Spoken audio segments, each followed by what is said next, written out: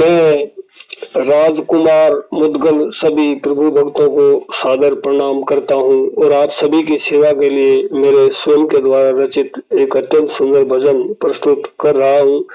इस भजन के माध्यम से मैंने ब्रज की गोपियों की उस समय की हालत को दर्शाने का प्रयास किया है जब भगवान श्री कृष्ण